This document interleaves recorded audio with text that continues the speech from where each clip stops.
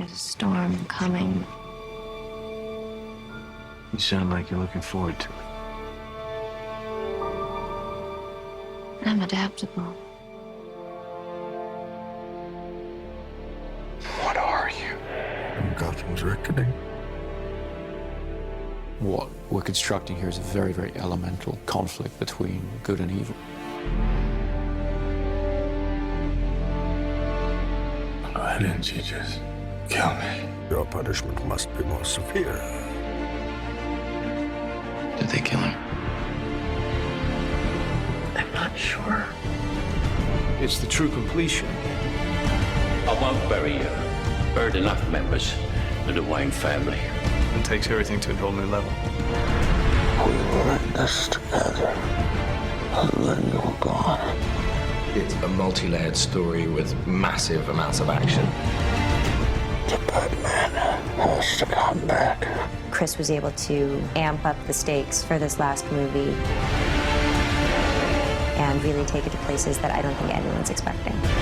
What if he doesn't exist anymore? She must.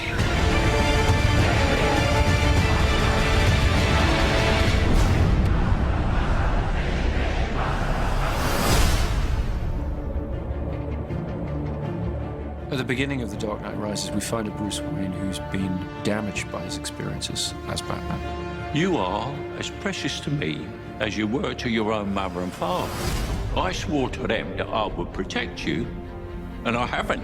How much longer can he allow this pain to control what he does with his life? Alfred feels that it's his duty to help him find a way to put it behind him. You're not Batman anymore. It's about 8 years that Batman has been missing. And we've gotten to see what Gotham has become.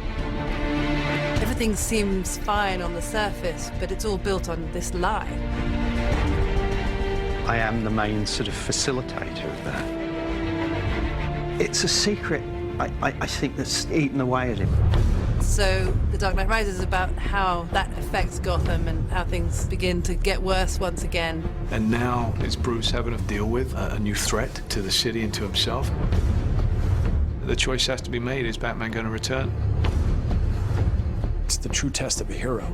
Confronted with their darkest fears, being taken all the way to the edge. How do they come back? Do you think he's coming back? I don't know. In The Dark Knight Rises, we have an incredible ensemble that we've put together. I remember seeing Christian in the makeup chair. There was a 3-year-old in me that was like, that's Batman. It never stops giving me goosebumps. I'm standing in the suit where you walk down the steps and everyone just stops. I really wanted to see Batman meet his match. There's a new kid in town. This is the first time that Batman has come across anybody who is superior physically. Mr. Wayne. Bane's not ready to be reasoned with. When Gotham is ashes, you have my permission to die. Some people want to watch the world burn, or Bane's come to pull the pin on the grenade.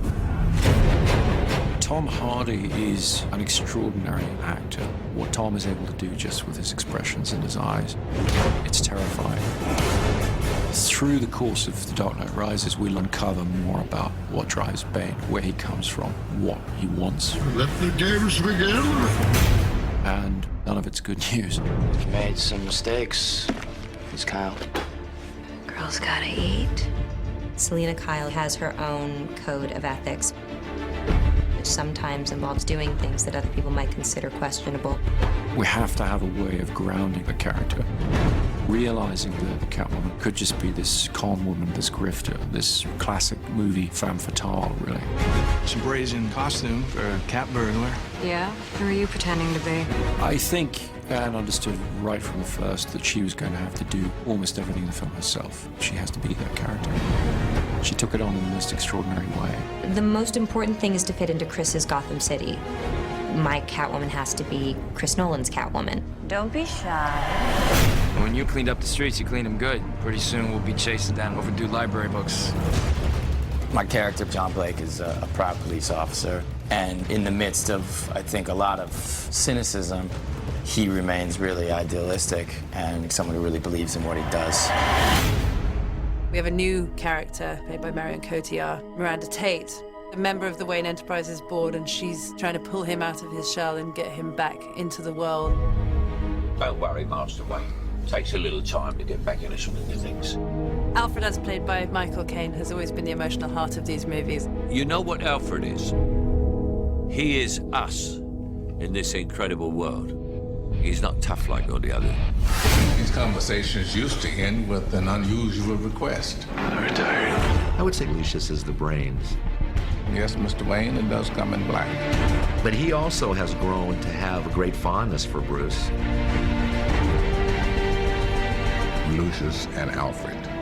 Between the two of them, we try to keep his moral compass pointed in the right direction. And Commissioner Gordon, to some extent, has been left on his own running the police in Gotham. Jim Gordon really is the conscience of Batman, isn't he? What's great with Batman's allies is that they really bring interesting questions that Bruce has to answer in his life.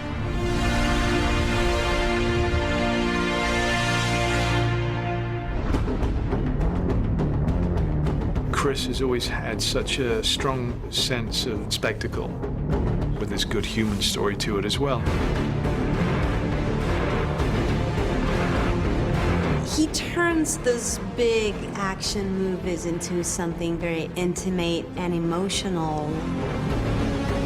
You feel very close to all those people.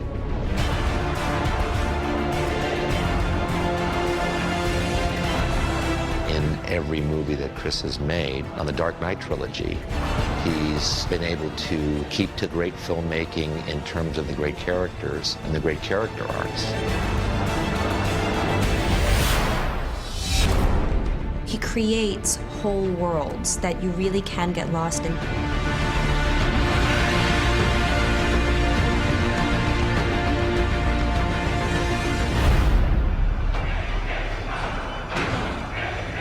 What does that mean?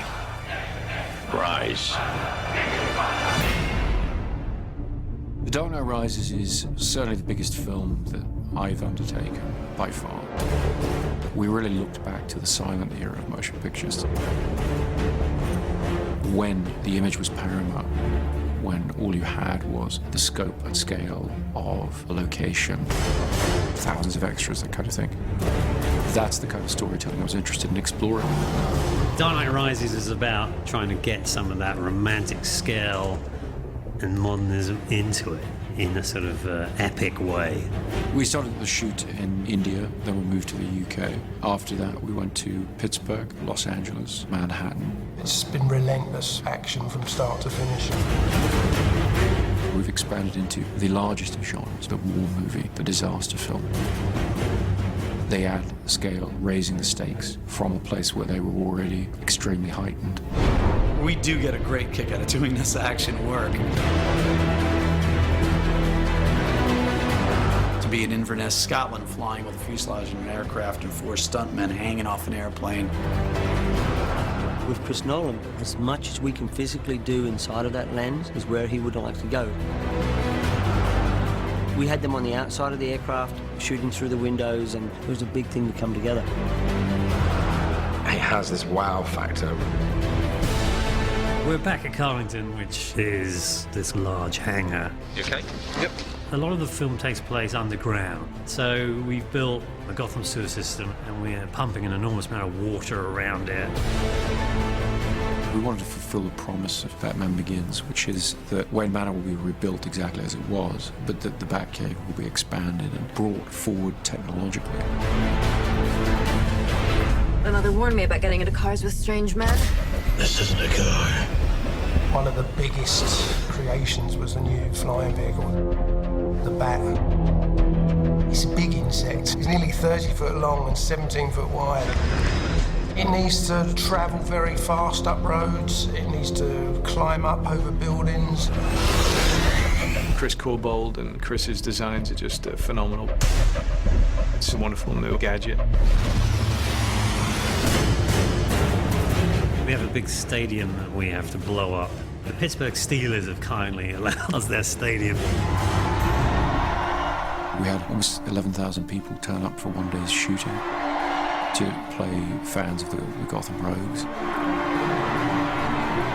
The biggest challenge is just the sheer scale of the operation that's going on. You know, we've got thousands of people in the stands, we've got multiple cameras, IMAX cameras.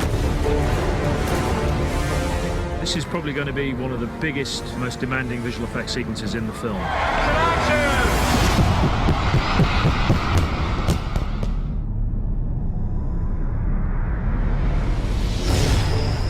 To up the scale of the city, and there's only one place that you can do that, and that's New York. In the Wall Street sequence, there's a big battle between the police and all the mercenaries. They've got something like 1,200 extras.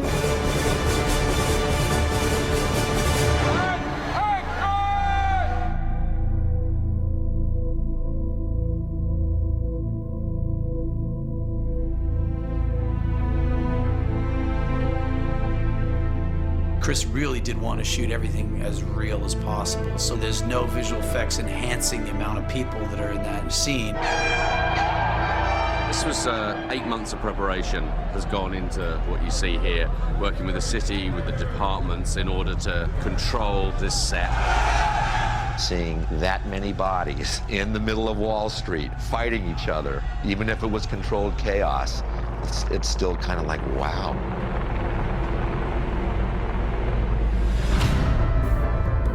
People of Gotham, we have not abandoned you. What does that mean?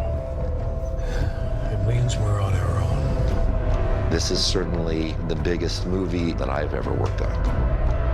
But then emotionally, it feels like something that a lot of people can tap into. It's wonderful. It kind of brings things full circle. You see only one end to your journey. Sometimes a man rises from the darkness. Every great story deserves a great ending, and we've really tried to be true to that. The Dark Knight Rises is our attempt to give that great story its great ending. We want to destroy Gotham.